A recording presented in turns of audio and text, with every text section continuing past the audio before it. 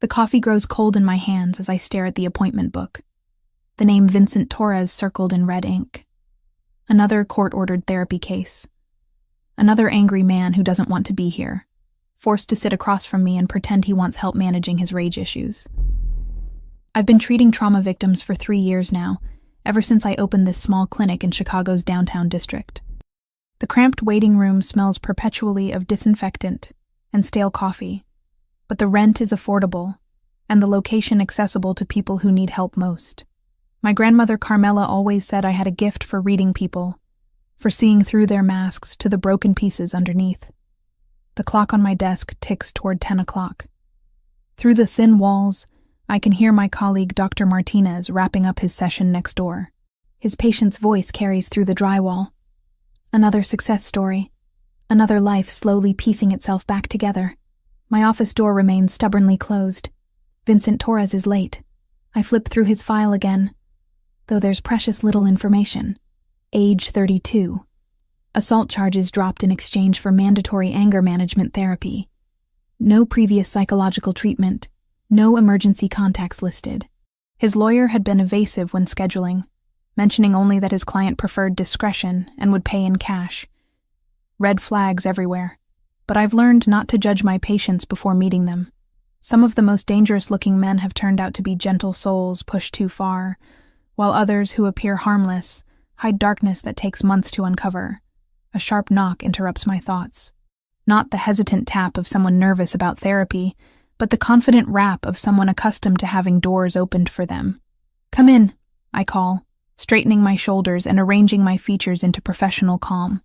The man who enters fills the doorway completely. Tall, easily 6'3", with the kind of presence that makes the small office feel suddenly cramped. Dark hair impeccably styled, expensive charcoal suit that probably costs more than I make in a month. But it's his eyes that catch me. Pale blue-gray, like winter ice, scanning my office with calculated assessment. He moves with predatory grace, each step deliberate and controlled. The scent of cedar and something darker, more dangerous, follows him into the room.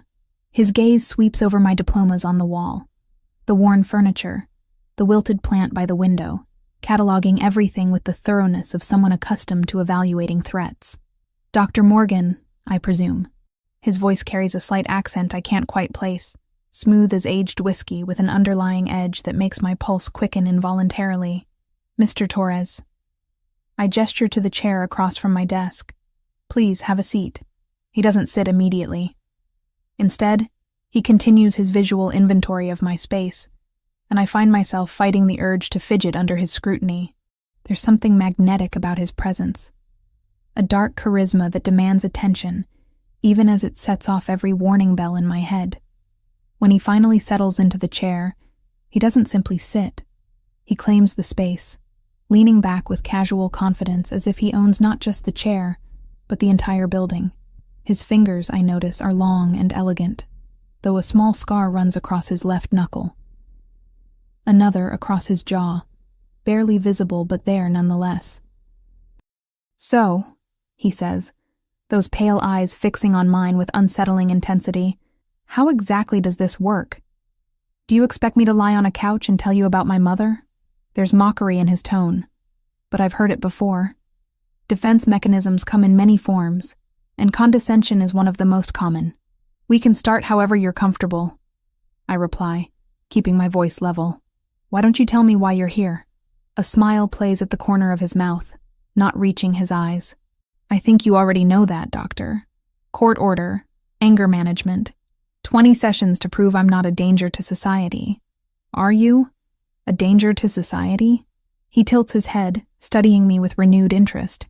That's a rather direct question for someone who's supposed to be helping me. I find honesty saves time. Honesty. He repeats the word like it tastes foreign on his tongue. An interesting concept. "Do you practice what you preach, Doctor Morgan?" The question feels loaded, though I'm not sure why. "What makes you think I don't?" Instead of answering, he shifts in his chair, and I catch a glimpse of something beneath his jacket. The subtle bulge that suggests he's armed.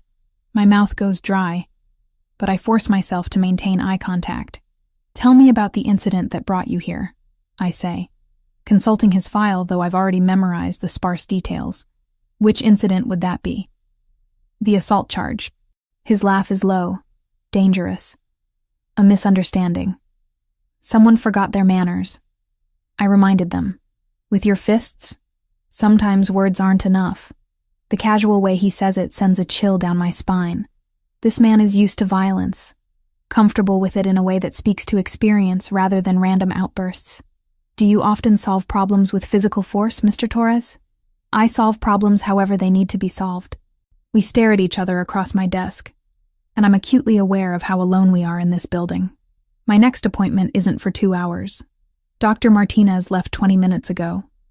The receptionist stepped out for lunch. But I've faced dangerous men before.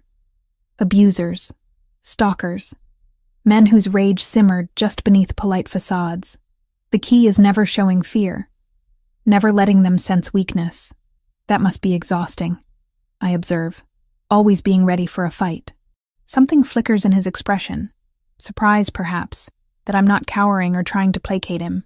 You're not what I expected, he admits. What did you expect? Someone older, more intimidated. Sorry to disappoint. That almost smile returns. I didn't say I was disappointed. The way he says it makes heat crawl up my neck, though I can't tell if it's from anxiety or something else entirely. There's something predatory in how he watches me, but also something appreciative, as if I've passed some test I didn't know I was taking. The session continues for another 30 minutes. He deflects most of my questions with questions of his own, turning our conversation into a verbal chess match where I'm constantly 2 moves behind. He's intelligent. I'll give him that. Dangerously so. When our time is up, he stands with fluid grace, straightening his jacket with movements that seem practiced. As he reaches for the door handle, he pauses, patting his pockets as if searching for something. Damn, he mutters, pulling out a crisp $100 bill. It flutters to the floor between us, landing at my feet. I stare at the money, then at him. He's watching me with those pale eyes, waiting, testing. I bend down and pick up the bill, feeling the expensive paper between my fingers. For a moment, the office is completely silent except for the hum of the air conditioning and the distant sound of traffic outside. Then I tear it in half. His eyebrows shoot up, genuine shock replacing his calculated composure. I tear it again, and again, until the $100 bill becomes confetti in my palm. Mr. Torres, I say, my voice steady despite my racing heart. If you want to test people's character with money, I recommend trying a casino. They love that sort of game. This is a psychology office, not a social laboratory. You pay for my consultation with a credit card or check, like any civilized person. I'll see you next Thursday at 10. I drop the paper pieces into my wastebasket and meet his stare directly, for the first time since he walked into my office. Vincent Torres is speechless. His mouth opens slightly, then closes. Those calculating eyes search my face as if trying to solve an impossible equation. Finally, he nods once. Next Thursday at 10. The door closes behind him with a soft click, and I sink back into my chair, only then realizing my hands are shaking. Through my window, I watch him walk to a sleek black sedan, where a large man in a dark suit holds the passenger door open. The car pulls away with expensive silence. I've just made either the biggest mistake of my professional career, or possibly my life. But as I stare at the scattered pieces of money in my trash can, I can't bring myself to regret it. The flowers arrive on Tuesday morning, 3 days after our first session. 24 white orchids arranged in a crystal vase that probably costs more than my monthly student loan payment. The delivery man apologizes for the early hour, but I suspect Vincent Torres doesn't care about conventional etiquette. There's no card, but I know who sent them. The extravagant gesture screams of a man accustomed to buying his way out of problems, or into people's good graces. I carry the arrangement to the waiting room and set it on the side table where other patients can enjoy it. By afternoon, Mrs. Chen from my 3 o'clock appointment is asking if she can take a few stems home. I tell her to take as many as she wants. Wednesday brings chocolates. Thursday, an envelope containing tickets to the symphony. Each gift more expensive than the last, each one finding its way to other patients or the donation bin at the local shelter. If Vincent thinks he can charm or buy his way through therapy, He's about to learn otherwise. Friday morning, I discover a woman in an expensive pantsuit waiting in my office when I arrive. She introduces herself as Rebecca Walsh, Vincent's assistant, and explains that he'd like to schedule additional sessions beyond his court-mandated requirements. Mr. Torres is very committed to his personal growth, she says with the practiced smile of someone paid well to manage difficult people. How committed? I ask, settling behind my desk. He's prepared to pay double your usual rate for twice-weekly sessions. I study her carefully. She's polished, professional, and clearly uncomfortable with whatever instructions she's been given. There's something desperate in how she delivers the offer, as if her employer doesn't handle rejection gracefully. Tell Mr. Torres that therapy doesn't work on an expedited schedule. I'll see him Thursday at 10, as originally planned. Relief flickers across her features before she masks it. I'll relay the message. After she leaves, I sit in the silence of my office and wonder what exactly I've gotten myself into. Men like Vincent Torres don't usually accept no for an answer, yet here he is, attempting to negotiate therapy sessions like business deals.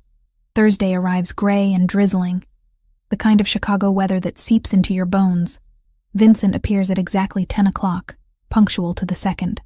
Today, he wears a navy suit that fits like a second skin, his dark hair slightly damp from the rain. The scent of his cologne, something expensive with notes of bergamot and danger, follows him into the room. Good morning, Dr. Morgan.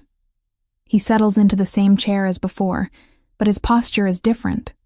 Less territorial, more curious. Good morning. Thank you for the flowers, chocolates, and symphony tickets. They found good homes. A smile tugs at his lips. You gave them away. I don't accept gifts from patients. Even beautiful ones? The question hangs in the air between us, loaded with meaning I'm not sure I want to examine. He's watching me with those pale eyes, and I'm suddenly aware of how the gray light from the window catches the sharp angles of his face. Especially beautiful ones, I reply, keeping my voice steady. He laughs, a genuine sound that transforms his entire expression. For a moment, the dangerous edge softens, revealing glimpses of the man beneath the intimidation. You're full of surprises, Isabella Morgan. The way he says my first name sends heat spiraling through my chest. I hadn't given him permission to use it, hadn't told him to call me anything other than Dr. Morgan. Yet hearing it in his deep voice feels oddly intimate. Let's focus on you, Mr. Torres.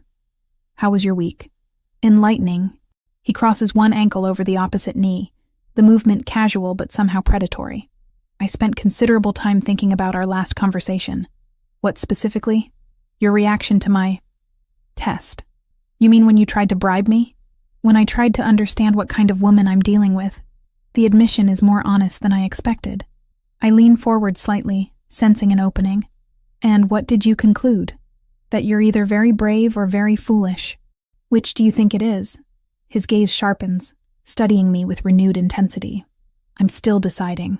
We fall into a rhythm over the next 40 minutes. He tells me stories, supposedly hypothetical scenarios about business deals gone wrong, partnerships that ended badly, competitors who pushed too far. Each story is laced with violence, testing my reactions, probing for the limits of my professional composure. I listen without judgment, occasionally asking clarifying questions that make him pause and reconsider his narratives. Slowly, patterns emerge. Themes of betrayal, abandonment, the crushing weight of responsibility. Beneath the carefully constructed scenarios, I glimpse fragments of truth. In these hypothetical situations, I say during a lull, the protagonist often seems to be protecting something, or someone. Vincent's fingers still on the arm of his chair. What makes you say that? The violence isn't random. It's defensive, reactive rather than predatory. Perhaps the protagonist learned early that the world isn't kind to those who can't protect themselves. How early? The question catches him off guard.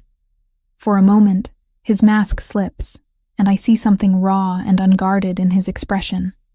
Pain, quickly buried but not quickly enough. Hypothetically, if you prefer. 8 years old. The protagonist's mother died, and he learned that the people who promise to keep you safe often fail. My chest tightens at the vulnerability in his voice. This isn't hypothetical anymore. This is truth, offered like a gift, wrapped in razor wire. That's a heavy burden for a child to carry.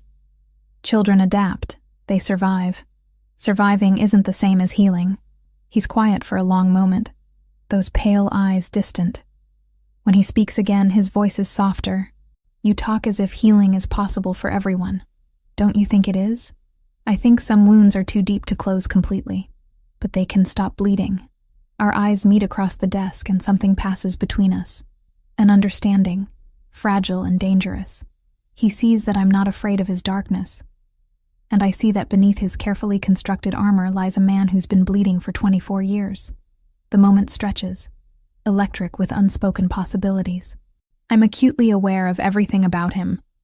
The way his shirt fits across his broad shoulders, the slight curve of his mouth when he's thinking, the intensity of his gaze that makes me feel exposed and seen in equal measure. My pulse quickens, and I know I should look away, should re-establish professional distance. Instead, I find myself leaning closer, drawn by something I don't want to name. Vincent notices. His eyes darken, and I see his chest rise and fall more rapidly. The air between us thickens with tension that has nothing to do with therapy, and everything to do with the dangerous attraction crackling like electricity whenever he's near. Then my phone buzzes with a text, breaking the spell. I glance at it automatically. My next appointment confirming their time. When I look up, Vincent's expression has closed off again. Professional distance restored like a wall between us. Our time is up, I say, though I can hear the breathlessness in my own voice. He stands with that fluid grace I'm beginning to recognize, straightening his jacket with practiced movements. At the door, he pauses and turns back to me. Dr. Morgan? Yes? You're the first person who's ever told me wounds can stop bleeding. He leaves without another word, and I'm left staring at the closed door, my heart hammering against my ribs. Whatever this is between us, it's growing beyond my ability to control it. And the most dangerous part? I'm not sure I want to stop it. The Chicago Tribune lands on my kitchen table with a soft thud. Saturday morning, coffee steam curling around the business section headline that makes my blood run cold. Torino Industries closes multi-million-dollar development deal. Vincent Torres, Vincenzo Torino. The black and white photograph shows my patient shaking hands with city officials, his smile polished and professional. But it's the same face that's been haunting my thoughts for weeks. The same pale eyes that seem to see straight through every defense I've built. The same scar along his jawline that I've caught myself staring at during our sessions. I read the article twice, my coffee growing bitter as the pieces fall into place. Torino Industries. Real estate development. Ties to Chicago's Italian-American business community. The language is careful, diplomatic, but there are undertones, references to traditional family businesses and old-world values that make my skin prickle with unease. My hands shake as I open my laptop and begin searching. The deeper I dig, the clearer the picture becomes. The Torino family has roots in Chicago dating back 3 generations. Legitimate businesses on the surface. Construction, restaurants, waste management. But underneath, whispers of connections that respectable newspapers won't print. Forum posts quickly deleted, court documents sealed, investigators who suddenly transferred to other cases. By Sunday night, I've assembled a disturbing portrait. The Torino name appears in federal investigations dating back to the 1970s. Always peripheral, never central. Always protected by expensive lawyers and convenient alibis. The kind of family that throws charity galas while bodies wash up in Lake Michigan. Vincent Torres doesn't exist. He's a carefully constructed identity for a man whose real name carries weight I'm only beginning to understand. And I've been alone in a room with him for 3 weeks. I close the laptop and stare at my reflection in the black screen. 3 weeks of gifts and games and stories that I now realize weren't hypothetical at all. The violence he described, the betrayals, the protective instincts, all real, all dangerous, all sitting in my office every Thursday at 10 o'clock, watching me with those storm gray eyes while I pretend to help him manage his anger. Sleep evades me Sunday night. I lie in my small apartment, listening to sirens wail through the Chicago streets, wondering what kind of man I've been treating, wondering what he's capable of, wondering why the thought sends heat racing through my veins instead of the terror it should. Monday drags by in a haze of routine appointments, but I can't focus. Every patient seems like a pale shadow compared to the intensity Vincent brings to my office. Mrs. Chen talks about her anxiety, but all I can think about is the way Vincent's fingers curve when he's thinking. Mr. Rodriguez describes his depression, and I find myself remembering the rough timbre of Vincent's voice when he mentioned his mother. By Tuesday, I've convinced myself I imagined the danger. By Wednesday, I'm rehearsing speeches about professional boundaries and appropriate patient relationships. By Thursday morning, I've memorized a dozen different ways to confront him, each one more inadequate than the last. He arrives precisely on time, as always. Today he wears a charcoal suit with a silver tie that brings out the storm gray of his eyes.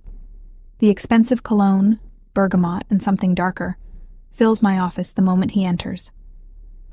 The predatory grace, the way he commands space, the casual confidence that speaks of a man accustomed to having his orders obeyed, it all makes sense now. This isn't a successful businessman with anger issues. This is something far more dangerous. Good morning, Isabella. The use of my first name no longer surprises me, though it still sends heat racing through my veins like electricity through copper wire. Good morning, Vincenzo. He freezes halfway to his chair, those pale eyes sharpening with sudden attention. For a moment, the mask of Vincent Torres slips completely, revealing the predator underneath. His hand moves slightly toward his jacket before he catches himself, and I realize with a chill that he's armed. He's been armed every time he sat in my office. I see you've been doing research. It wasn't difficult. Your picture was in Saturday's Tribune. I keep my voice steady despite the way my pulse hammers against my throat. Quite a prominent feature in the business section. He settles into his chair with deliberate calm. But I can see the tension in his shoulders, the way his fingers curve slightly as if reaching for something that isn't there. Every movement is controlled, calculated, dangerous. And what did you discover, Dr. Morgan? Enough to know that Vincent Torres is a fiction. Most identities are, to some degree. Not like this.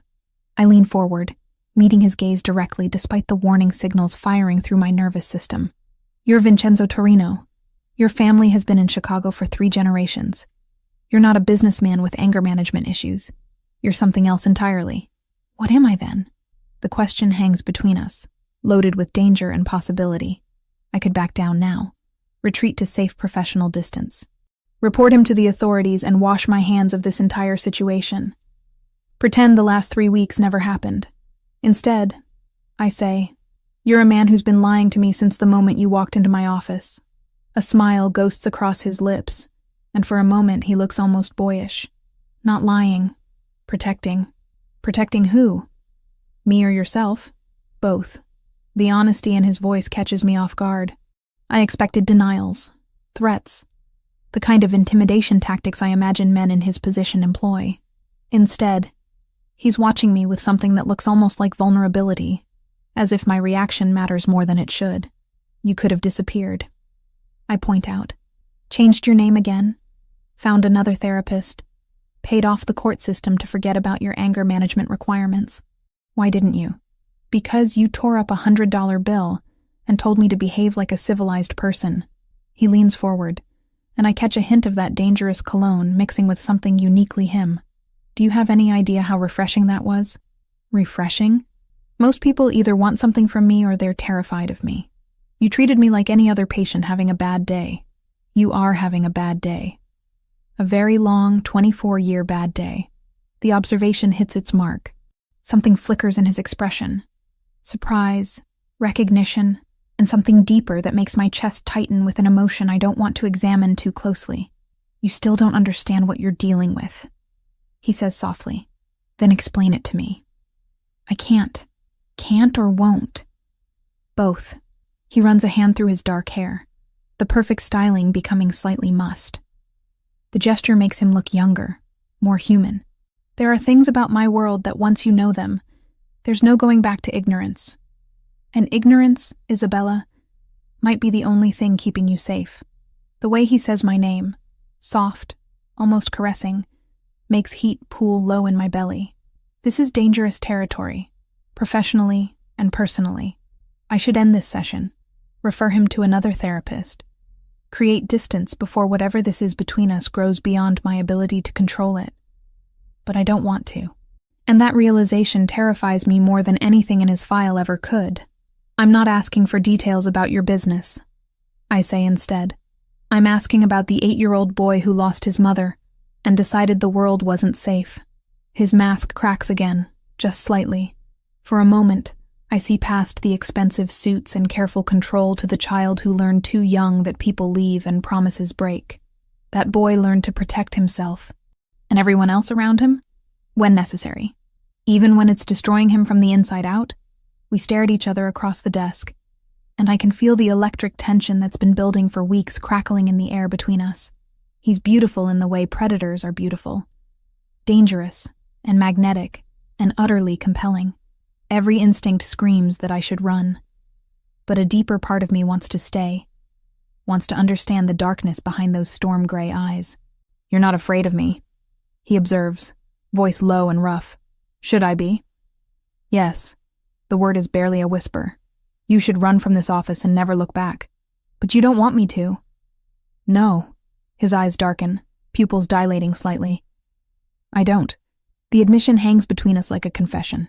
My pulse pounds in my throat, and I'm suddenly aware of how alone we are. How the rest of the world has faded away until there's nothing but this man, and the dangerous electricity sparking whenever he's near. Vincenzo. His real name feels foreign on my tongue, intimate in a way that makes my skin flush. Say it again. The request catches me off guard. There's something raw in his voice, vulnerable in a way that makes my chest ache. Vincenzo. Better. He closes his eyes briefly, as if savoring the sound. No one's called me that in years. Not the way you say it. How do I say it? Like it belongs to a man instead of a monster. The pain in those words cuts through me like a blade. Whatever else Vincenzo Torino might be, he's also a man who sees himself as something terrible, something unworthy of gentleness. The fact that you're not Vincent Torres doesn't change anything, I tell him. You still need help processing your trauma. You still deserve to heal. Something shifts in his expression. Surprise giving way to something softer, more vulnerable than anything I've seen from him before. Even knowing who I really am, especially knowing who you really are. He's quiet for a long moment, those storm gray eyes searching my face as if trying to memorize every detail. When he speaks again, his voice is rough with emotion. Every woman I've ever known wanted either my money, my power, or was terrified of both. You're the first who wants to understand the person underneath. Maybe that's because I see the person you could be, not just the one you've had to become. The words hang in the air between us, honest and dangerous. He stands slowly, movements fluid despite the tension radiating from his frame. At the door, he pauses without turning around. Isabella? Yes? Be careful. Please. His voice is soft, almost pleading. My world has a way of destroying beautiful things. Then he's gone, leaving me alone with the echo of his words and the terrifying realization that somewhere in the last 3 weeks, Vincent Torres had stopped being just another patient and become something infinitely more dangerous. Something that might be worth the risk.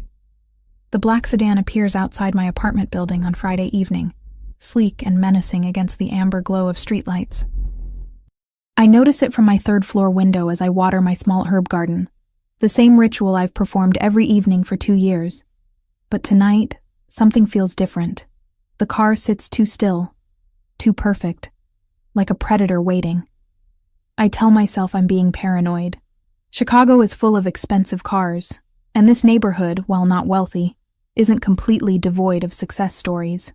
But my hands shake as I close the blinds, and I can't shake the feeling that whatever world Vincenzo belongs to has finally noticed my existence. The car is gone by morning, but the unease remains. I catch myself checking over my shoulder during my Saturday grocery run, scrutinizing faces in the produce section, wondering if the man reading a newspaper by the coffee shop is really interested in current events or something else entirely. By Monday, I've almost convinced myself it was nothing. Almost. That's when Rebecca Walsh appears in my office again. her usual polished composure cracked around the edges. She closes the door behind her with more force than necessary, and I notice her hands trembling as she approaches my desk. Dr. Morgan, I need to speak with you about Mr. Torres. If this is about scheduling additional sessions... No. Her voice is sharp, urgent. It's about your safety. Ice floods my veins. I set down my pen carefully, forcing my expression to remain neutral despite the alarm bells screaming in my head. What do you mean? Rebecca glances toward the window, then back at me. There are people asking questions about Vincent's therapy arrangements. People who don't understand the nature of your professional relationship. What kind of people? The kind who don't ask politely. She leans forward, lowering her voice. Vincent wanted me to warn you. He's handling the situation, but until it's resolved, you need to be careful. Careful how? Stay aware of your surroundings. Don't deviate from your normal routines without letting someone know where you're going. And if you see anything unusual, cars, people who don't belong, call this number immediately. She slides a business card across my desk. It's plain white with only a phone number, no name or company information. Rebecca, what exactly is Vincent involved in? Her laugh is bitter. Nothing you want to understand, Dr. Morgan. Just trust me when I say that some people see his weekly appointments as a weakness to be exploited. After she leaves, I sit in the silence of my office, turning the card over in my hands. The rational part of my mind screams that I should report this to the police, should distance myself from whatever dangerous game Vincenzo is playing. But a deeper part, the part that's been captivated by storm gray eyes and vulnerable confessions, whispers that running now would be abandoning someone who needs help. Someone who might need me. Tuesday passes without incident, but I find myself hypervigilant, cataloging every face, every car, every shadow that seems out of place. When Vincenzo arrives for our Thursday session, he looks different. The expensive suit is the same, the controlled movements unchanged, but there's tension in his shoulders that wasn't there before. Dark circles under his eyes suggest sleepless nights, and I notice his hand resting casually near his jacket in a way that seems anything but casual. You spoke with Rebecca, he says without preamble, settling into his chair with predatory grace. She was concerned about my safety. She was right to be. The admission sends fear racing through my bloodstream, but also something else, something that feels dangerously like anticipation. Tell me what's happening, Vincenzo. He studies me for a long moment, those pale eyes searching my face. There's a family in this city who believes I've grown soft. They think my weekly visits to a therapist indicate weakness, vulnerability they can exploit. The Benedetti family? His eyebrows rise slightly. You have been doing research. I'm a fast learner. What do they want? Territory, influence, the usual things men kill for. His voice is casual, matter of fact, as if discussing the weather rather than murder. They've decided that my apparent psychological dependence on you makes me an easier target. Psychological dependence? Something flickers in his expression. Their words, not mine. Are they wrong? The question hangs between us, loaded with implications neither of us is ready to acknowledge. His fingers drum against the chair arm, the only sign of agitation he allows himself. That's a dangerous question, Isabella. Why? Because if the answer is yes, it puts you in more danger than you can possibly imagine. Before I can respond, my office window explodes inward in a shower of glass and splintered wood. I throw myself sideways as gunfire erupts from the street below, automatic weapons turning my peaceful therapy space into a war zone. Vincenzo moves with inhuman speed, launching himself across the desk to cover my body with his own, as bullets tear through the air where I'd been sitting moments before. His weight presses me against the floor, solid and warm and alive, while chaos reigns around us. Stay down, he growls against my ear, his breath hot against my neck. I feel, rather than see him reach inside his jacket, the metallic slide of a weapon being drawn. In the span of heartbeats, the man I've been trying to heal transforms into something lethal and terrifying. How many? I whisper, though I'm not sure why. 6. Maybe 7. His voice is calm, professional, as if he's conducting a business meeting rather than planning a counterattack. They're amateurs. Benedetti's nephew thinks quantity compensates for quality. More gunfire peppers the wall above us, sending plaster raining down like snow. Through the shattered window, I can hear shouting, car doors slamming, the squeal of tires on asphalt. Isabella, listen to me carefully. Vincenzo's free hand cups my face, forcing me to meet his eyes. When I move, you're going to crawl behind my desk and stay there until I come back for you. Do you understand? Where are you going? To remind these idiots why people fear the Torino name. The smile that crosses his face is nothing like the careful expressions I've grown accustomed to in our sessions. This is something feral and dangerous, the predator finally unleashed. He rises in one fluid motion, and suddenly my quiet therapy office becomes a battlefield. I catch glimpses of him moving through the chaos, rolling behind my bookshelf as bullets shred the leather volumes, returning fire with precision that speaks to extensive training, advancing on his attackers with the focused intensity of a man born to violence. The sounds are deafening. Gunfire, breaking glass, shouts in languages I don't recognize. But underneath it all, I hear Vincenzo's voice, cold and controlled, speaking rapid Italian into what must be a phone. Within minutes, the tide turns. The random spray of automatic weapons gives way to disciplined, targeted shots. Through the destroyed window, I see black sedans arriving like sharks drawn to blood, disgorging men in dark suits who move with military precision. The amateur gunfire stops abruptly, replaced by screaming, begging, the wet sounds of violence that make my stomach churn. Then silence. Vincenzo appears beside my desk, kneeling down to meet my eyes. There's blood on his shirt. Not his own, I realize with a mixture of relief and horror. And his hair is disheveled, but he's very much alive. Are you hurt? His hands move over me with gentle efficiency, checking for injuries. I shake my head, not trusting my voice. The adrenaline is beginning to fade, leaving me shaky and disoriented. Good. He helps me to my feet, steadying me when my legs threaten to give out. We need to leave. Now. The police won't be coming. This will be handled internally. The casual certainty in his voice reminds me exactly who I'm dealing with. This isn't a man who relies on law enforcement for protection. This is someone who makes his own rules, enforces his own justice. As he guides me toward the door, I catch sight of the destruction. My office is barely recognizable. Furniture overturned, books scattered, my diplomas hanging askew on bullet-riddled walls.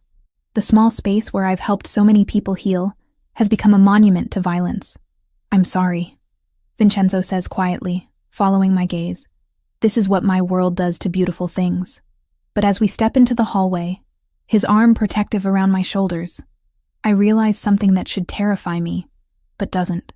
In the midst of chaos and gunfire, when men with automatic weapons were trying to kill us both, I felt safer in Vincenzo Torino's arms than I'd ever felt in my life. And that realization changes everything. The safe house sits in Lincoln Park, hidden behind tall hedges and wrought iron gates that look decorative but clearly serve a more serious purpose. Vincenzo's men move through the shadows like phantoms, their presence both reassuring and terrifying. I've been here for 3 days now. 3 days of trying to process what happened in my office while living in a world where armed guards are as common as housekeeping staff. The house itself is beautiful in an understated way. Hardwood floors, exposed brick walls, furniture that whispers expense without shouting it. Nothing like the gaudy mansion I'd imagined, but it's the small details that reveal its true nature. Bulletproof glass in the windows, reinforced doors, security cameras disguised as decorative elements. I'm examining a first edition Hemingway in the library when Vincenzo finds me. He moves silently, a skill I'm beginning to realize he's perfected over years of necessity. Today he wears dark jeans and a black cashmere sweater instead of his usual suit, the casual clothes doing nothing to diminish his commanding presence. "How are you sleeping?" His voice carries genuine concern, and I notice the dark circles under his eyes have deepened. "Better than you, apparently." I close the book, running my fingers over the leather binding. "When was the last time you slept more than 2 hours? Sleep is a luxury I can't afford right now. Neither is exhaustion when people are trying to kill you." A smile ghosts across his lips. Still trying to take care of everyone, even in a safe house surrounded by armed guards. It's what I do. I study his face, noting the tension in his jaw, the way his shoulders never fully relax. Besides, we never finished your session Thursday. I think circumstances called for a postponement. All the more reason to continue now, unless you'd prefer to process trauma through gunfights. He's quiet for a moment, those storm gray eyes searching my face. You realize what you're asking? To continue therapy sessions with a man whose world just tried to kill you? Your world didn't try to kill me. Your enemies did. There's a difference. Is there? The pain in his voice makes my chest ache. I stand, moving closer until I can see the flecks of silver in his eyes. Smell the cedar and bergamot cologne that's become as familiar as my own perfume. Yes, there is, because you threw yourself between me and those bullets, without hesitation. Because you're torturing yourself with guilt over something that isn't your fault. Because you're still the same man who lost his mother at 8 and learned the world wasn't safe. His jaw tightens. That man is dangerous to everyone around him. That man is in pain and deserves healing. Even if it costs you everything, the question hangs between us, loaded with implications that make my pulse quicken. We're standing close enough that I can feel the heat radiating from his body, see the faint scar along his jawline that I've wondered about for weeks. Vincenzo, sit down, please. To my surprise, he complies, settling into the leather armchair by the fireplace. I take the matching chair across from him, the familiar dynamic somehow comforting despite our changed circumstances. Tell me about the night your mother died. His entire body goes rigid. Isabella, you said she died when you were 8. You've referenced her death multiple times, but you've never told me what actually happened. Because it's not relevant to. It's the foundation of everything else. The reason you learned not to trust. Not to let people close. The reason you've built walls so high that it takes gunfire to make you show genuine emotion. He stares into the fire, flames dancing across his sharp features. When he speaks, his voice is barely above a whisper. She was supposed to be safe. My father promised she'd be safe. Safe from what? The Benedetti family. Even then they wanted what we had. Territory, respect, fear. His hands clench into fists. There was supposed to be a meeting, neutral ground, a chance to resolve things peacefully. But it wasn't peaceful. They shot her car full of holes on Lakeshore Drive. 8 bullets through the windshield, 4 through the side windows. She died instantly, they said. Didn't suffer. The raw pain in his voice cuts through me like a blade. This isn't the controlled businessman or the dangerous predator. This is an 8-year-old boy who watched his world explode into violence and blood. Where were you when it happened? Home, waiting for her to come back from grocery shopping. She was buying ingredients to make lasagna for my birthday the next day. His laugh is bitter, broken. I kept asking my father when she was coming home. He didn't tell me she was dead until the next morning. So you spent your 8th birthday learning your mother had been murdered. I spent my 8th birthday learning that promises of safety are lies people tell to make themselves feel better. I lean forward, aching to touch him, to offer some kind of comfort. Is that why you couldn't save the men who attacked my office? His eyes snap to mine, sharp and dangerous. Those men tried to kill you. They forfeited any right to mercy the moment they pulled triggers in your direction. But you could have wounded them, disabled them. Instead, you killed them all. Yes, because you couldn't protect your mother. But you could protect me. The words hit their mark. Something crumbles in his expression, the careful control finally cracking to reveal the devastation underneath. I was 8 years old and helpless, he whispers. I couldn't save her. I couldn't even understand why she wasn't coming home. But when those bullets started flying Thursday, when I saw you on that floor, his voice breaks. I couldn't fail again. I wouldn't. Vincenzo. I rise from my chair, unable to maintain professional distance when he's bleeding emotionally in front of me. What happened to your mother wasn't your fault. You were a child who grew up to become exactly what killed her. No. I kneel beside his chair, placing my hands over his clenched fists. You grew up to become someone who protects people instead of destroying them. Someone who goes to therapy instead of just burning the world down. Someone who's capable of change. His eyes meet mine, and I see something I've never seen before. Hope. Fragile and afraid to believe in itself. You really think I can change? I think you already have. The man who threw money at me to test my character is gone. The one who threatened his way through our first session disappeared weeks ago. The man sitting here now is someone who cares more about my safety than his own reputation. Isabella. My name on his lips sounds like a prayer. I never meant for you to get hurt. When I saw those guns pointed at you, you saved me. I put you in danger in the first place. No, your enemies did that. You just refused to let them succeed. We stare at each other in the firelight, and something shifts between us. The careful boundaries I've maintained, the professional distance that's kept us both safe, crumbles like sandcastles against the tide. You're the first person who's ever made me want to be better, he says softly. Not stronger, not more feared. Better. You are better. You just can't see it yet. He reaches up to cup my face, his thumb tracing along my cheekbone with exquisite gentleness. You make me believe I could be the man my mother wanted me to become, instead of the one her death created. The raw vulnerability in his voice undoes me completely. This isn't just patient and therapist anymore. This is a man and woman who've seen each other's souls and found something worth fighting for. Vincenzo, I whisper, leaning into his touch. Tell me to stop, he breathes, his thumb brushing across my lower lip. Tell me this is crossing lines we can't uncross. Instead, I rise up and press my lips to his. The kiss is gentle at first, tentative, as if we're both afraid of breaking something precious. But then his arms come around me, pulling me closer. And gentleness gives way to desperate need. I taste the salt of tears I didn't realize he'd shed, feel the tremor in his hands as they frame my face.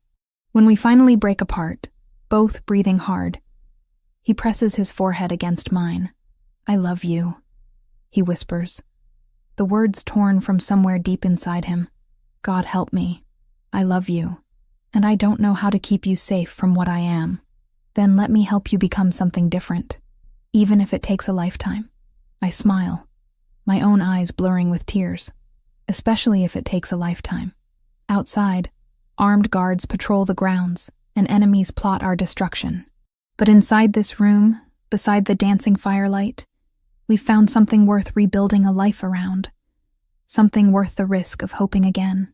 2 weeks later, I formally submit my termination of the therapeutic relationship between Dr. Isabella Morgan and Vincent Torres to the state licensing board. The paperwork sits heavy in my hands as I seal the envelope, officially ending what began as court-ordered anger management and evolved into something that changed both our lives forever. The ethics are clear. I cannot continue treating a patient with whom I've developed romantic feelings.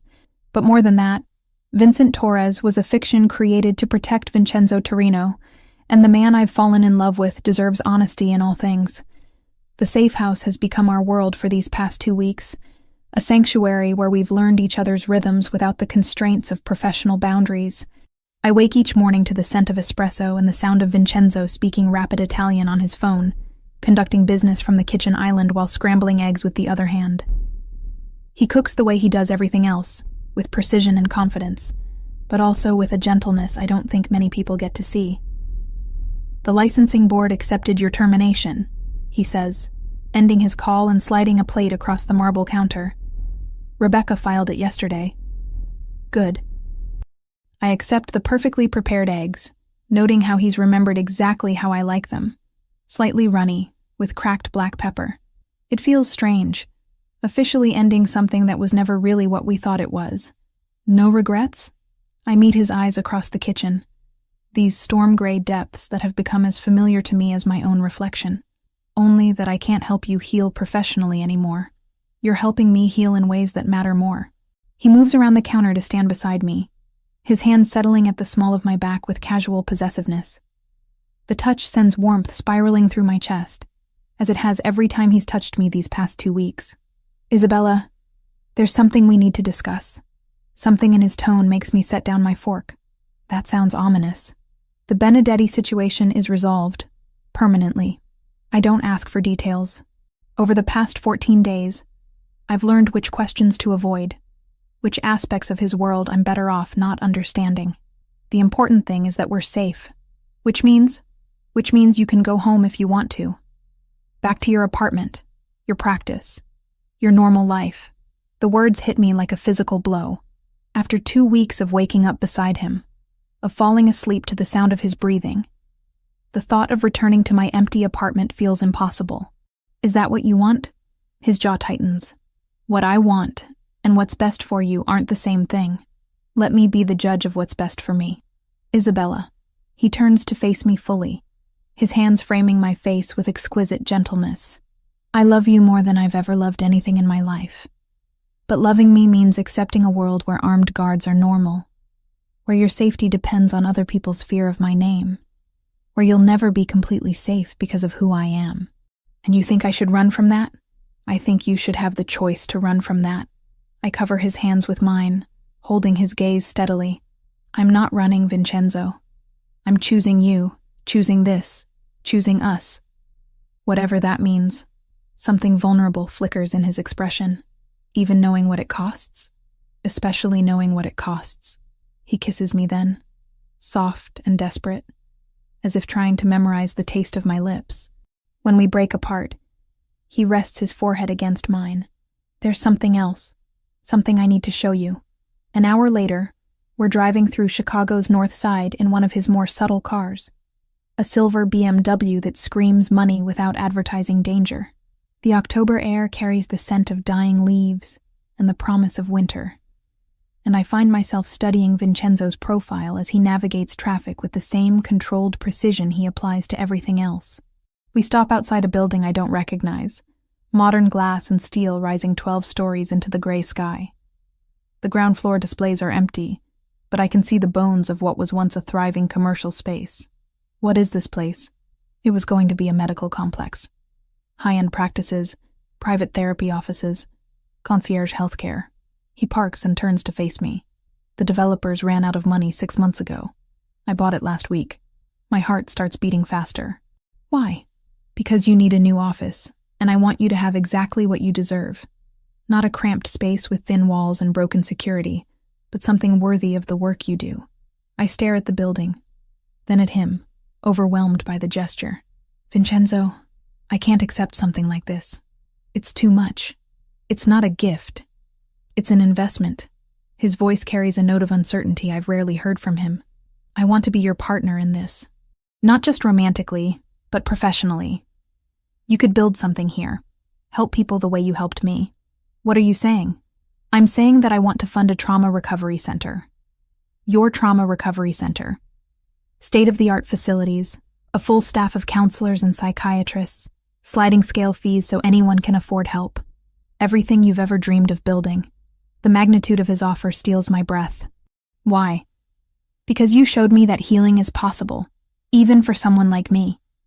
Because the world needs more people who see broken things as worth fixing instead of throwing away. Because I want to do something with my resources that honors what my mother would have wanted instead of just avenging what she lost. Tears blur my vision as the full meaning of his words sinks in. This isn't just about giving me a new office. This is about transformation, about taking everything dark and violent in his world and channeling it towards something beautiful. Show me inside. The interior is a blank canvas, empty spaces waiting to be filled with purpose. But as we walk through the echoing halls, I can see it. Consultation rooms with comfortable chairs and soft lighting. Group therapy spaces designed to feel safe and welcoming. Offices for counselors specializing in everything from domestic violence to addiction recovery. The top 3 floors would be residential, Vincenzo explains, his voice echoing in the empty space. For patients who need intensive care, somewhere safe to heal without outside pressure. Like a safe house for broken souls? Exactly. We stop in what will be the main reception area. Floor-to-ceiling windows offering a view of Lincoln Park's autumn colors. I can imagine patients sitting here, gathering courage to face their traumas, supported by people who understand that healing is possible. There's one condition, Vincenzo says quietly. What? Some of my people. They carry wounds that can't be treated in traditional settings. Men who've done terrible things, who've been damaged by terrible things, who need help but can't risk exposure to law enforcement or conventional health care. I study his face, understanding the request beneath his words. You want me to treat members of your organization, only if you're comfortable with it, only if you think it's something you can do safely. But yes, There are people in my world who deserve a chance to heal, even if they can't seek help through normal channels.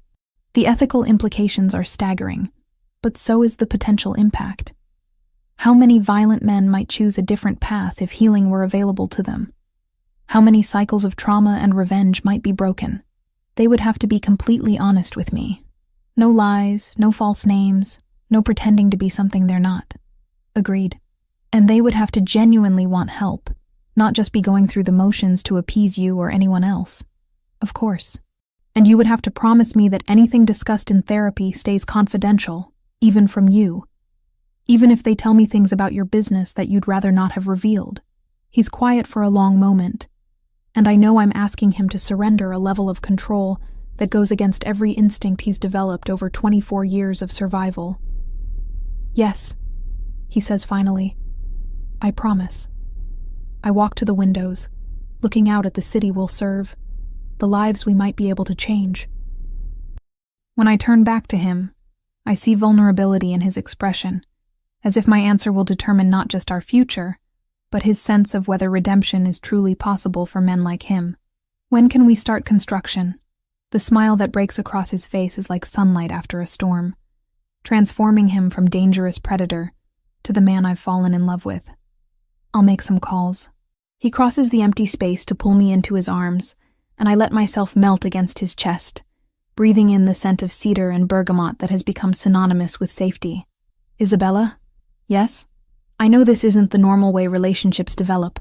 I know there are things about my life that will never be conventional or safe or easy. Are you trying to talk me out of this again? I'm trying to make sure you know what you're choosing. I pull back to meet his eyes. I'm choosing the man who threw himself between me and bullets without hesitation.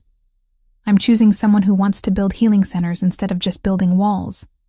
I'm choosing you, Vincenzo Torino, exactly as you are, and exactly as you're becoming.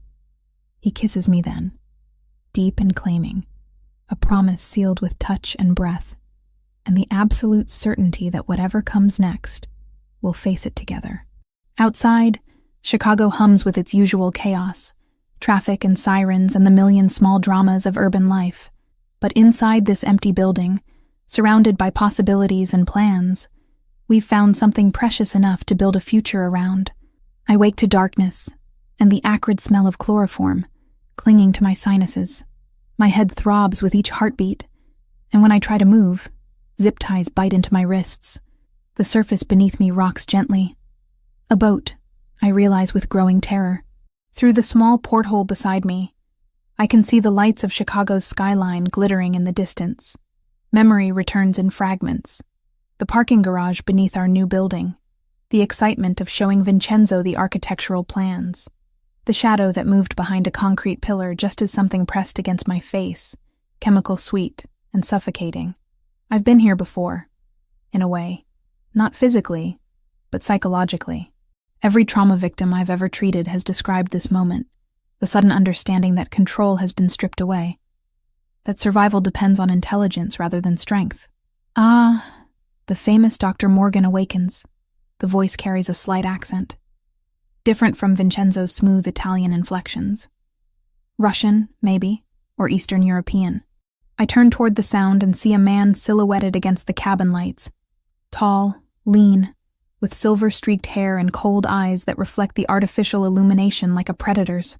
You must be Anton Benedetti, I say, keeping my voice steady despite the fear coursing through my veins. Very good. Your boyfriend has mentioned me, I take it. Former patient, I correct automatically, then immediately regret the distinction. Showing weakness to men like this is tantamount to suicide. He laughs, the sound carrying no warmth. Ah, yes, the therapeutic relationship. How clinical of you. Tell me, doctor, did your Hippocratic oath cover falling in love with murderers? Did yours cover kidnapping psychologists? The backhanded slap comes fast, snapping my head to the side and filling my mouth with the taste of copper. Stars explode across my vision, but I force myself not to cry out. Men like Benedetti feed on fear and pain. Denying them that satisfaction is the only power I have left. You have spirit. I can see why Torino is obsessed. Benedetti settles into a chair across from me, studying my face with clinical detachment. He's destroyed 3 generations of my family's work because of you. Do you understand that? I understand that he defended himself when your people tried to kill him. Self-defense. Benedetti tastes the words like wine. Is that what he calls systematically dismantling my organization?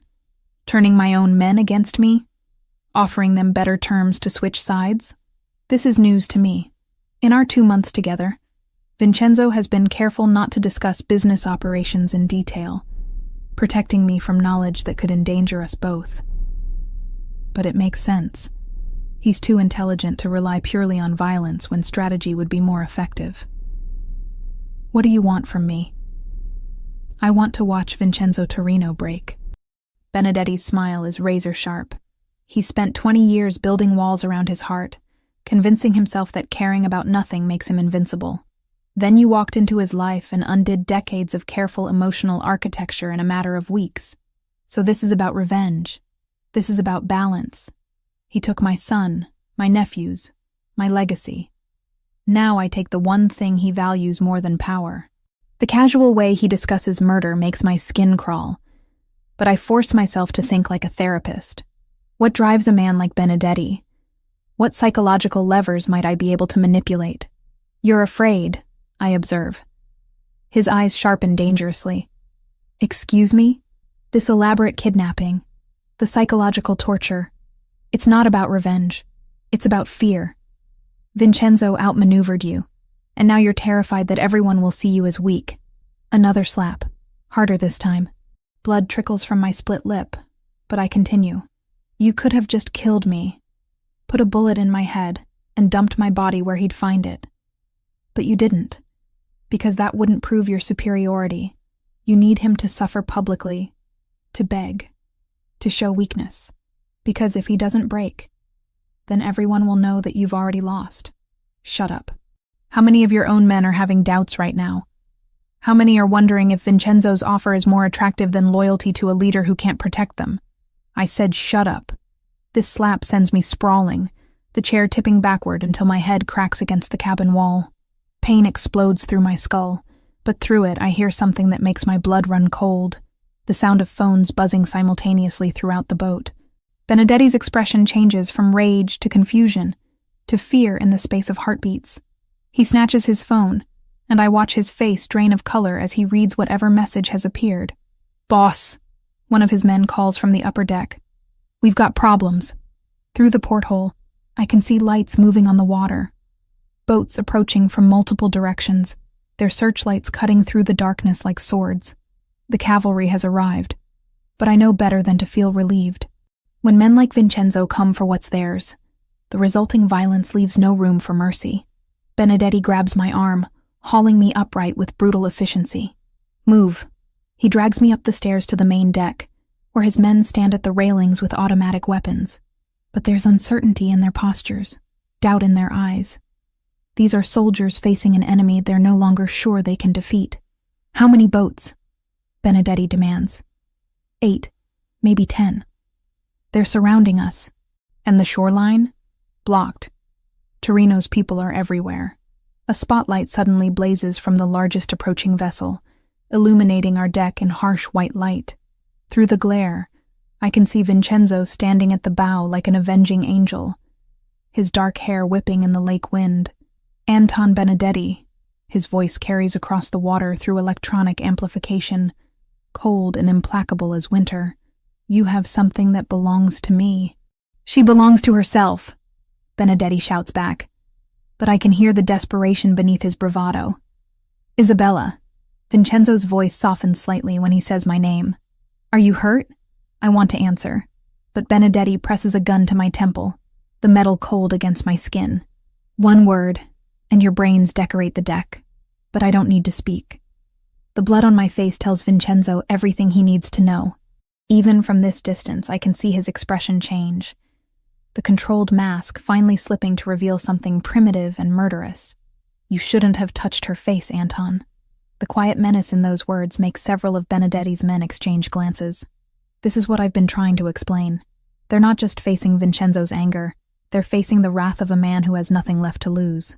Here's what's going to happen. Vincenzo continues, his voice carrying easily across the water.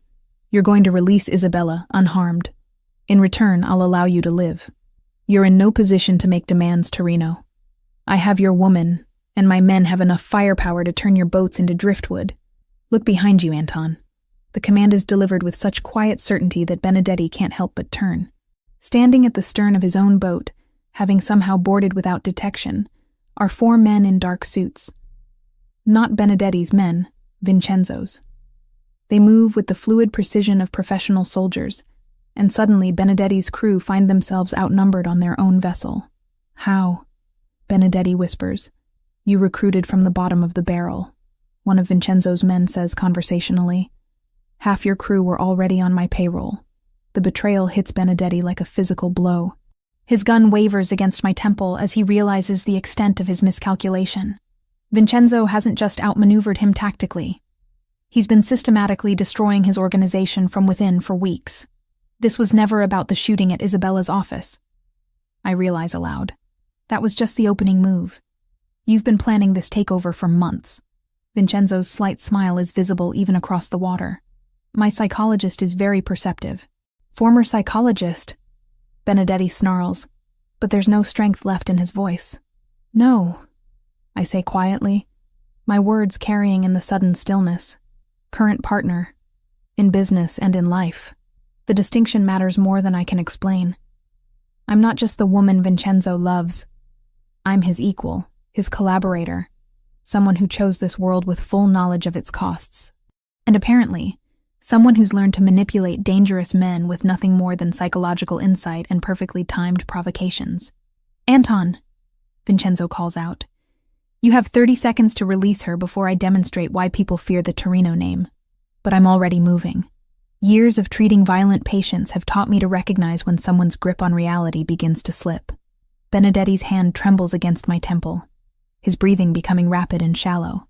He's about to do something desperate and stupid. You know what's interesting about men like you?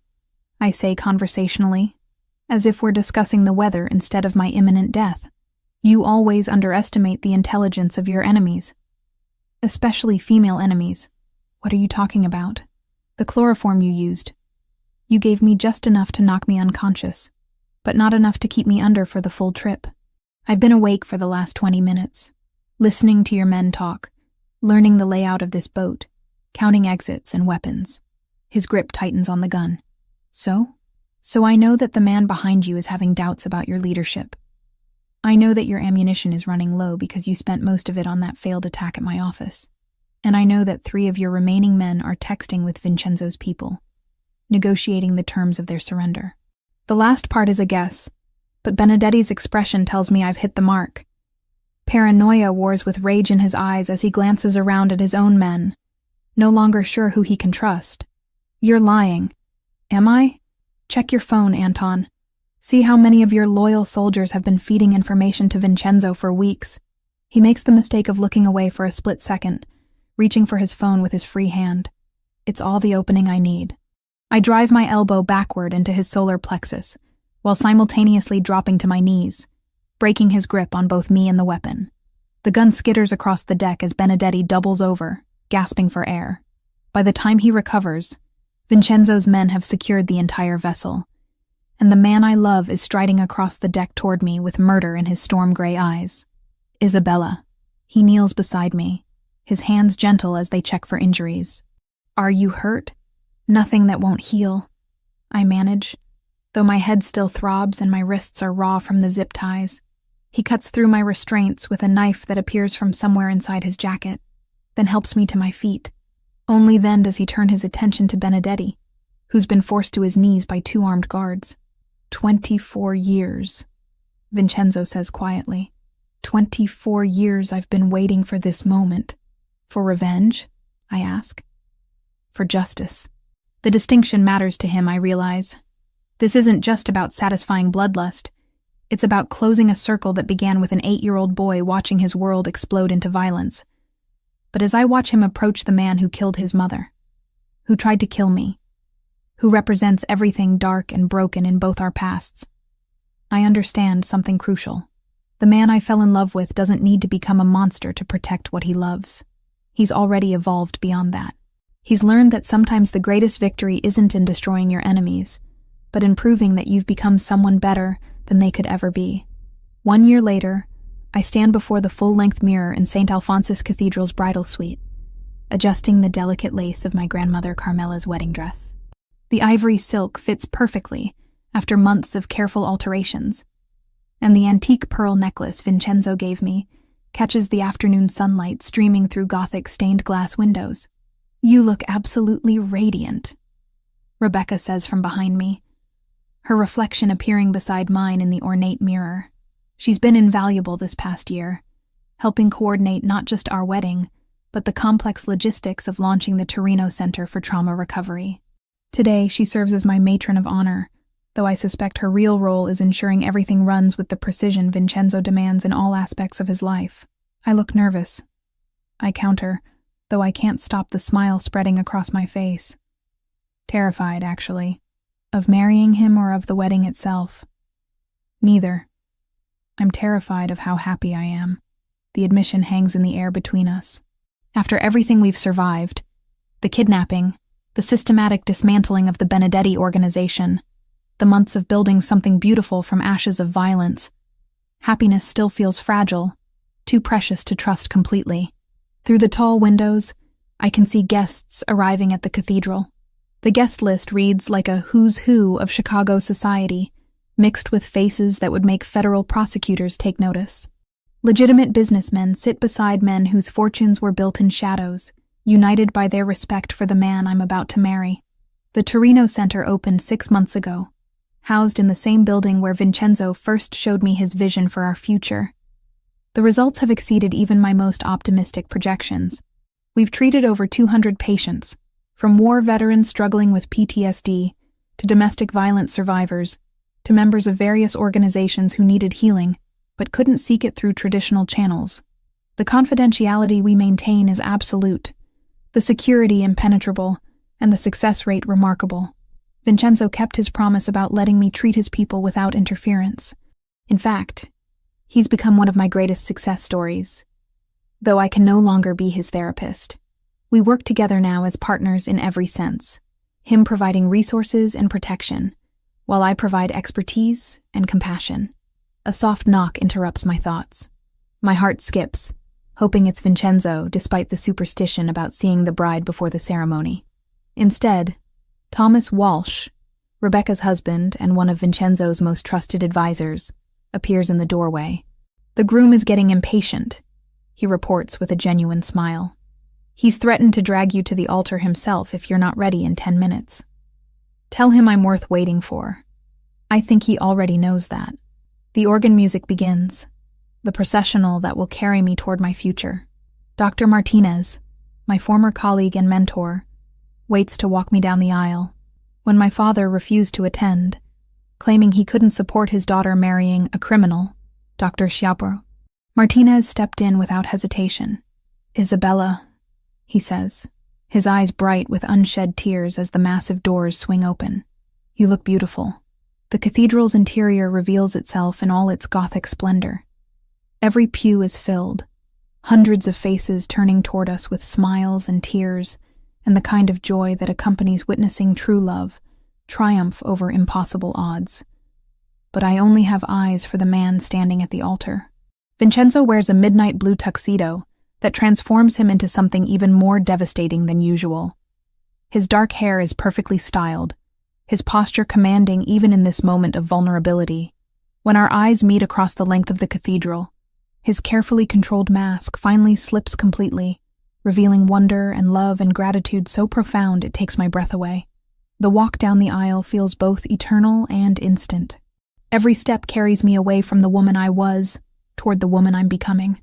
Past patients smile from the pews, colleagues from the medical community nod their approval, and members of Vincenzo's organization watch with the respect due to their future boss's wife. When I finally reach the altar, Dr. Martinez places my hand in Vincenzo's with a gentle smile.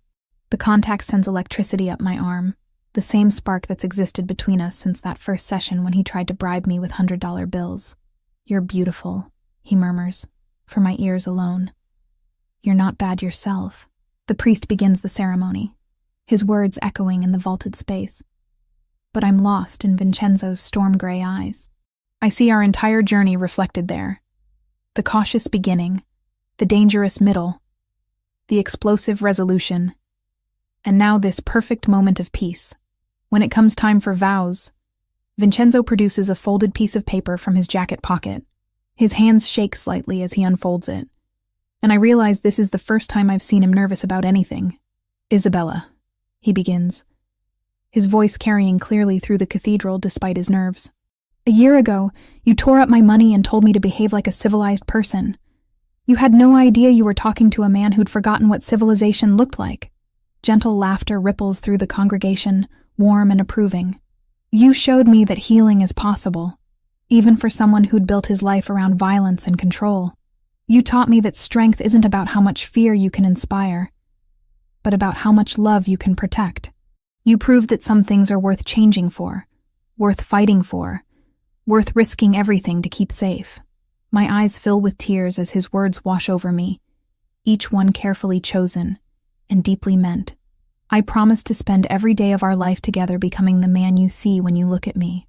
I promise to protect not just your body but your dreams, your work, your beautiful heart that sees hope in broken things.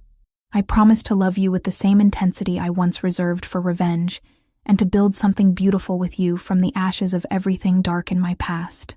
He folds the paper, his eyes never leaving mine. "You tamed me, Isabella Morgan.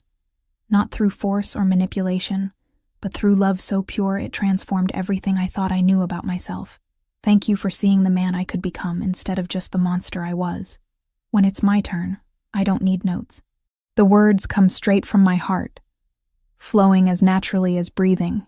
"Vincenzo, when you walked into my office that first day, you were broken, but you were also brave enough to keep coming back, honest enough to let me see your wounds, strong enough to do the hard work of healing. You taught me that love isn't about fixing someone. It's about choosing to grow together, to face the darkness as partners, to build something stronger than either of us could create alone." I reach up to touch the scar along his jawline, a gesture so familiar now it feels like coming home. "I choose you, not despite your past, but because of how you've transformed it into something meaningful. I choose this life we're building together, this work we're doing, this love that's turned both of us into better versions of ourselves. You didn't need taming, my love. You just needed someone who could see your true nature and love it completely." The priest pronounces us husband and wife, and when Vincenzo kisses me, the cathedral erupts in applause and cheers, but I barely hear it over the sound of my own heartbeat, over the whispered, "I love you," he breathes against my lips. The reception flows seamlessly at the Torino family estate, a sprawling mansion on Lakeshore Drive that speaks to old money and older traditions. Tables laden with Italian delicacies fill the gardens, while a string quartet plays classical music that mingles with laughter and conversation in multiple languages. I dance with my new husband under strings of lights that turn the evening into something magical. His arms around me feel like safety and adventure combined, promise and fulfillment in perfect balance. "Any regrets?" he murmurs against my ear as we sway to the music. "Only that we can't do this every day. The wedding or the marriage? The moment when I get to choose you all over again." Later, after the cake has been cut and the heartfelt toasts have been made by both his family and mine, we slip away from our own reception to walk along the lake. The lights of Chicago sparkle across the water like fallen stars, and I can see the building that houses our treatment center glowing softly in the distance. "What are you thinking about?" Vincenzo asks, following my gaze toward the city we've chosen to serve. "Everything we've built. Everything we're going to build." "Second thoughts?" I turn in his arms. This man who was once my patient, and is now my partner in every sense of the word. "Never. But I do have one question." "What's that?" "What would have happened if I hadn't torn up that $100 bill? If I'd just taken your money and let you walk away?" He considers this seriously, as he does all my questions. "I think I would have spent the rest of my life wondering about the woman who wasn't afraid of me. I think I would have come back eventually, just to understand why you were different. So we were always going to end up here? I think we were always going to save each other," he says simply. One way or another. 5 months later, I wake to morning sickness, and the familiar scent of espresso drifting from the kitchen. Vincenzo has been up for an hour, conducting business calls while making breakfast, a routine that's become as natural as breathing. I find him at the kitchen island, phone pressed to his ear, speaking rapid Italian while scrambling eggs with perfect precision. When he sees me, his expression immediately softens into the smile reserved only for me, and he quickly ends his call. "Buongiorno, Bella," he says, pulling me into his arms with exquisite gentleness. "How are you feeling this morning?" "Like I'm growing a person inside my body." "You are growing a person inside your body. Our person." The wonder in his voice makes me laugh. For a man who built an empire through calculated risks and strategic planning, the prospect of fatherhood has left him surprisingly emotional and tender. "Have you thought about names?" I ask, accepting the perfectly prepared eggs and toast he slides across the counter. "If it's a girl, I'd like to name her after my mother, Lucia. And if it's a boy? Something strong. Something that honors the past but looks toward the future." He pauses, studying my face. "What do you think?" Through the kitchen windows of our new home. Not the safe house where we first fell in love, but a sprawling estate in Lincoln Park. I can see the gardens where our children will play, the lake where we'll teach them to swim, the city where they'll learn that their parents built something meaningful from the wreckage of their individual pasts. The Torino Center continues to thrive, treating more patients each month and expanding into research on innovative trauma recovery techniques. Vincenzo's organization has transformed as well, legitimate businesses increasingly replacing the shadowy operations of his youth. Violence still exists at the margins. It always will in his world. But it's no longer the default solution to every problem. We've learned to love without losing ourselves, to heal without forgetting where we came from, to build something beautiful that honors both our scars and our dreams. Sometimes, in quiet moments like this, I think about the woman I was a year ago, lonely, struggling, convinced that love was a luxury I couldn't afford. I think about the man who walked into my office with fake names and real wounds, desperate for healing, but afraid to trust anyone with his truth. Neither of us imagined we'd find salvation in each other. Neither of us planned to fall in love with someone from a completely different world. But love isn't about planning or safety or choosing the sensible option. It's about seeing someone's potential and helping them become it. It's about finding your perfect match in the most impossible person, and deciding that impossible just means you have to be more creative about making it work. It's about a mafia boss learning to be gentle, and a therapist learning to be fierce. Two broken people becoming whole together. As Vincenzo's hand rests protectively on my still flat belly, as our future grows inside me one precious cell at a time, I know with absolute certainty that we're going to give our children something neither of us had. A love story that proves redemption is possible. Healing is real. And everyone deserves a second chance at happiness. Even, especially, the ones who don't believe they deserve it. The man who once tested my character with $100 bills now creates healing centers and builds legitimate businesses. The woman who tore up his money because she saw his potential now carries his child and shares his name and his mission to transform lives through love and understanding. We tamed each other through love so pure it transformed everything we thought we knew about ourselves and about what was possible when two souls choose to heal together.